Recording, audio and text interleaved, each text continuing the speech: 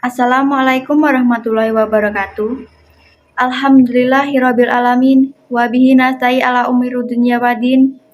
Assalatu wassalamu ala asrafil anbiya'i wal mursalin wa ala alihi washabihi ajmain. Rabbi israli sadri wa yassir li amri wahlul 'uqdatam min lisani yafqahul qawli amma ba'du. Yang terhormat Bapak Ibu Kepala Desa, yang terhormat Ustadz Abdul Hamid, dan para hadirin yang saya sayangi. Pada kesempatan yang baik ini, marilah kita bersyukur atas kehadirat Allah SWT yang senantiasa melimpahkan rahmat dan karunia-Nya kepada kita semua, sehingga kita dapat bersama-sama memperingati Maulid Nabi Muhammad SAW 1445 Hijriah dalam keadaan sehat tanpa suatu halangan apapun. Tidak lupa sholawat serta salam, marilah senantiasa kita haturkan kepada junjungan kita Nabi Muhammad SAW yang kita nanti-nantikan syafaatnya di hari akhir nanti. Pada kesempatan yang berbahagia ini, saya mengucapkan terima kasih atas waktu yang diberikan kepada saya untuk menyampaikan sambutan dari pelaksana peringatan Maulid Nabi Muhammad SAW yang bertepatan dengan tahun 2024 Masehi. Kami juga ingin menyampaikan terima kasih kepada Ustadz Abdul Hamid atas kesediaannya untuk memberikan tausiah dalam acara Maulid Nabi Muhammad SAW ini. Semoga apa yang disampaikannya berguna bagi kita semua. Dengan terselenggaranya acara ini, semoga kita senantiasa bisa lebih mendekatkan diri kepada Allah SWT. Amin. Kami ingin mengucapkan terima kasih kepada seluruh panitia yang berjaga dari awal persiapan acara hingga tak kenal lelah. Hadirin yang berbahagia, tak lupa kami atas nama panitia memohon maaf sebesar-besarnya atas kekurangan yang terjadi selama acara berlangsung. Demikianlah kata sambutan yang dapat kami sampaikan. Akhirul kalam wallahu muwaffiq ila iqwamit thoriq. Wassalamualaikum warahmatullahi wabarakatuh. Suatu hari, Kancil sedang jalan-jalan di tengah hutan. Kancil berjalan dengan tidak hati-hati. Tiba-tiba, Kancil terperosok ke dalam lubang. Aduh, sakit. Tolong, aku terjatuh. Lalu, si Kancil mendengar suara gajah. Dan Kancil memanggil gajah. Gajah, kemarilah. Lalu, si gajah mendatangi si Kancil. Kamu kenapa di situ? Lalu, tiba-tiba si Kancil mengajak gajah untuk masuk ke dalam lubang. Saya takut, sebentar lagi akan ada hujan badai. Makanya saya sembunyi di sini. Aku juga sembunyi, aku juga takut, gajah berkata. Lalu, si gajah masuk ke dalam lubang. Tiba-tiba, Kancil berkata, Gajah, aku takut terinjak olehmu. Baik, naiklah ke atas punggungku. Aku angkat kamu ke atas. Lalu, si Kancil naiklah ke atas. Sesampai di atas, si Kancil berkata, Selamat tinggal gajah, aku pergi. Si gajah berkata, Wah, Kancil menipuku. Assalamualaikum warahmatullahi wabarakatuh. Perkenalkan, nama saya Ufa Rohiko dari Prodi PBSI. Saya di sini akan membacakan sebuah legenda yang berjudul Maling Kundang. Di sebuah desa di Sumatera Barat, seorang ibu hidup dengan anaknya yang bernama Malin. Anak tersebut nakal tetapi cerdas. Bekas luka di punggung tangan kanan Maling Kundang menjadi petanda bagi ibunya. Suatu hari, Malin meminta izin kepada ibunya untuk merantau. Ia berjanji kepada ibunya untuk kembali jika telah menjadi pedagang yang kaya raya. Ibunya tentu tidak mengizinkannya. Ibunya teringat sang suami yang tidak pernah kembali setelah merantau.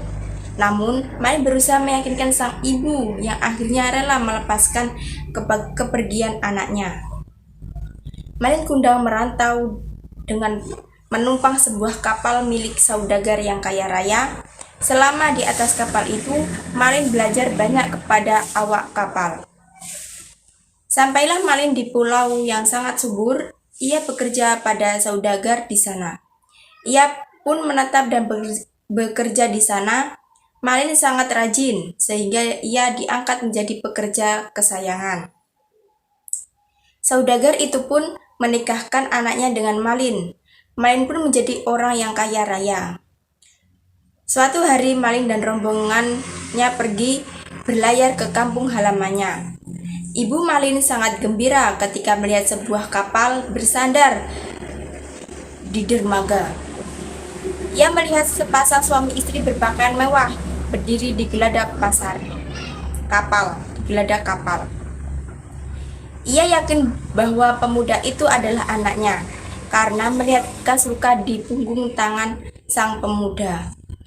Malin Kundang, "Anakku, kau pulang. Kenapa sangat lama kau baru kembali, nak?" seru sang ibu yang memeluk Malin. Malin sangat terkejut melihat seorang perempuan tua lusuh tiba-tiba memeluknya. Dilepaskannya rangkulan perempuan itu dengan kasar. Sang istri bertanya, "Siapakah perempuan lusuh tersebut?" Dengan angkuhnya Malin menjawab, "Entahlah, Dik, Kanda rasa ia adalah orang gila yang mengaku-ngaku sebagai ibuku." Sebenarnya, Malin tahu bahwa perempuan itu adalah ibunya. Namun ia sangat malu mengakui hal itu di depan istri dan anak buahnya. Ibu Malin sangat terluka. Ia tidak menyangka anaknya tega berlaku kasar dan tak mengakui sebagai ibu. Ia sangat sedih hingga terucap, "Jika ternyata benar kau adalah Malin anakku, biarlah kau menjadi batu." Sekian dan terima kasih. Wassalamualaikum warahmatullahi wabarakatuh. Assalamualaikum warahmatullahi wabarakatuh. Alhamdulillahirrabbilalamin. Wassalatu wassalamu ala asrafil anbiya'i wal mursalin wa ala alihi wa sahbihi ajmain, amma ba'du. Puji syukur kita atas kehadiran Allah Subhanahu wa Ta'ala, karena berkat hidayahnya kita dapat berkumpul di sini tanpa ada halangan suatu apapun. Pada kesempatan kali ini, saya akan membacakan ceramah singkat tentang sabar. Sabar berasal dari kata sobaro yang berarti menahan. Menahan dapat diartikan luas, contohnya menahan rasa lapar saat berpuasa, bahkan menahan perilaku buruk seseorang terhadap kita. Dan tidak semua orang dapat merasakan kenikmatan dari rasa sabar tersebut.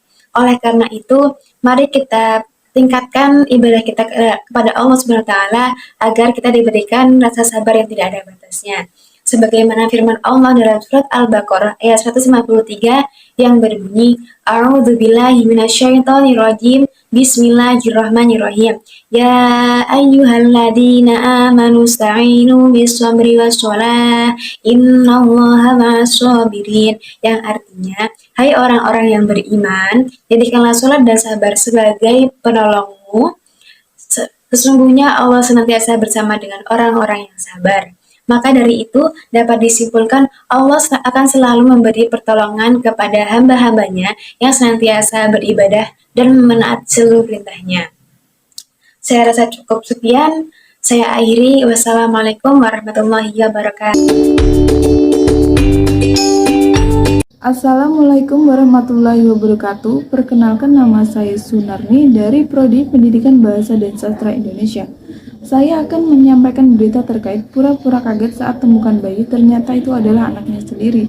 Seorang mahasiswi di Pontianak mengaku menemukan bayi di bawah pohon pisang belakang kosannya pada Selasa 27 Juni 2023. Penemuan bayi itu terjadi di Jalan Adi Sucipto, Gang Teluk Permai, Desa Teluk Kapuas, Sungai Raya, Kubu Raya, Kalimantan Barat, sekira pukul 13.30 waktu Indonesia Barat. Namun setelah diselidiki oleh pihak kepolisian, terungkap bahwa mahasiswi tersebut sebenarnya sosok pelaku pembuang bayi. Diketahui pelaku juga merupakan ibu kandung dari bayi tersebut. Kapolres Kubu Raya AKBP Arif Hidayat melalui Kasubsipenmas Polres Kubu Raya, Aibda Ade, membenarkan hal itu. Polwan Satreskrim Polsek Sungai Raya, Bribka Ratna Dwi Setiani, kemudian melakukan interogasi terhadap pelaku yang berinisial NA di rumah kontrakannya. Pada saat diinterogasi, terungkap bahwa NA merupakan ibu kandung dari bayi tersebut. Hal itu diperkuat dengan adanya bercak darah di kamar mandi dan sebilah pisau pada saat polisi melakukan penggeledahan di rumah kontrakan NA. Sekian dari saya. Wassalamualaikum warahmatullahi wabarakatuh. Assalamualaikum warahmatullahi wabarakatuh. Yang terhormat Bapak Ibu Guru dan teman-teman yang saya banggakan, marilah kita panjatkan puji dan syukur kehadirat Allah Subhanahu wa Ta'ala atas rahmatnya kepada kita semua sehingga kita dapat berkumpul dengan keadaan sehat. Seperti yang kita semua tahu bahwa masyarakat Indonesia dikenal dengan senang membantu dan bahu-membahu. Salah satu buktinya yaitu adanya budaya gotong royong. Gotong royong adalah salah satu hal yang positif. Dengan adanya gotong royong ini, maka rasa kebersamaan dan toleransi akan semakin tinggi. Budaya gotong royong adalah kunci perdamaian untuk masyarakat Indonesia yang heterogen karena bangsa ini terdiri dari berbagai suku, agama, dan ras yang berbeda. Namun sayangnya, seiring dengan perkembangan zaman, budaya gotong royong yang ada di masyarakat Indonesia seakan sedikit demi sedikit menghilang. Saat ini, kebanyakan orang disibukkan dengan urusan pribadinya masing-masing, sehingga tidak mempunyai waktu untuk bersosialisasi dan untuk memperhatikan kepentingan sosial masyarakat. Untuk itu, marilah kita mengawali segala sesuatunya dari diri kita sendiri. Cobalah untuk menyempatkan sedikit waktu kita untuk bersosialisasi dengan warga dan lingkungan di sekitar kita. Marilah kita lanjutkan dan kembangkan warisan budaya luhur bangsa kita agar kita dapat menghadapi globalisasi yang sedang terjadi saat ini. Jadi kesimpulannya, gotong royong adalah salah satu budaya luhur dari bangsa Indonesia yang bermanfaat untuk membuat setiap pekerjaan menjadi terasa lebih ringan dan mempercepat penyelesaian pekerjaan dan juga mempererat persatuan dan kesatuan. Demikian pidato dari saya sampaikan. Mohon maaf jika ada kata yang salah ataupun kurang jelas. Terima kasih. Wassalamualaikum warahmatullahi wabarakatuh. Assalamualaikum warahmatullahi wabarakatuh. Selamat pagi dan salam sejahtera bagi kita semua. Om Swastiastu, Namo Buddhaya, salam kebajikan. Selamat datang kepada yang terhormat Gubernur Jawa Barat Bapak Ridwan Kamil, Gubernur Bali Bapak Iwayan Koster. Yang kami hormati Direktur Utama Bank BJB Bapak Yudi Renaldi.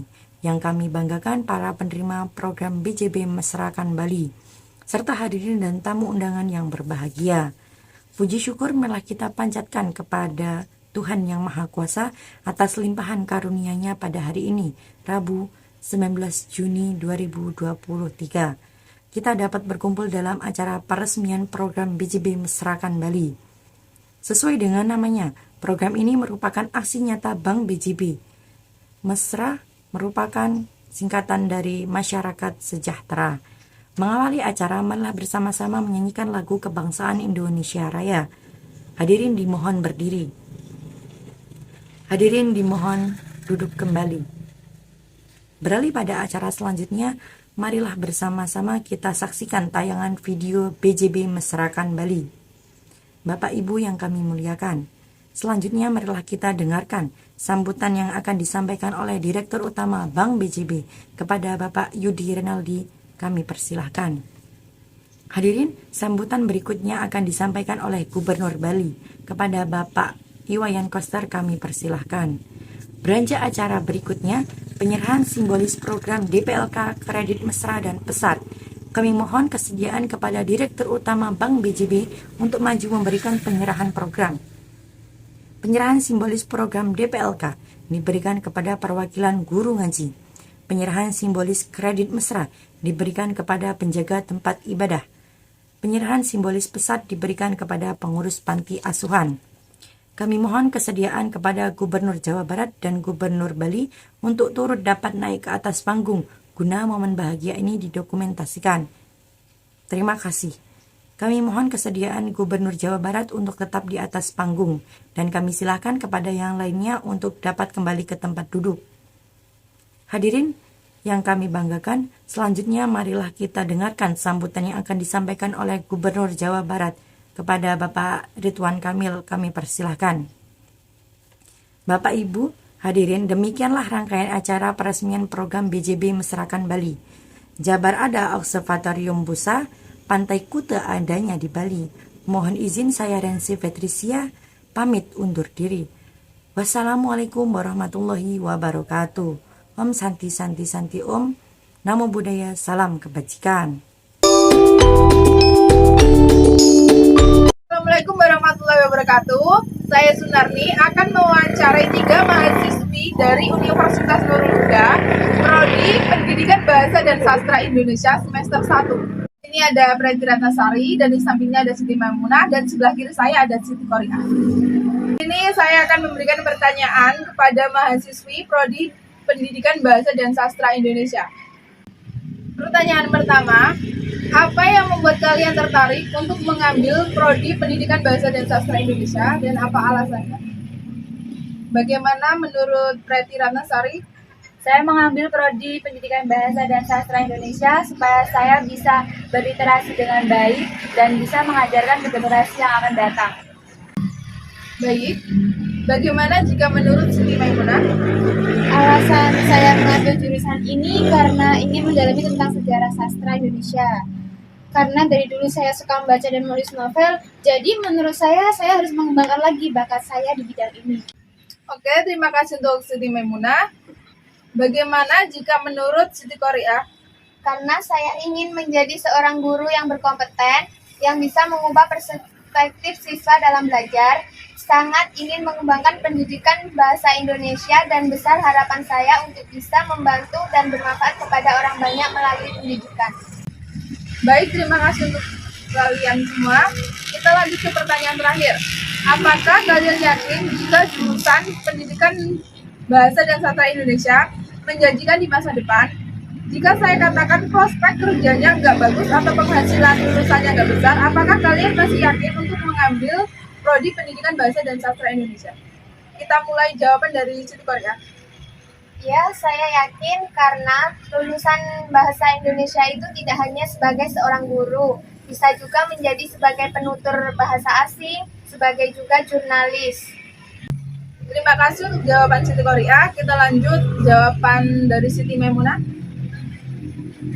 Saya yakin karena kalau saya bisa memahami bahasa dan sastra Indonesia, saya bisa menciptakan novel yang lebih baik lagi dan karya yang bisa dibaca oleh halayak luas. Terima kasih untuk jawaban Siti Maimunah. Kita lanjut untuk jawaban Preti Ratnasari.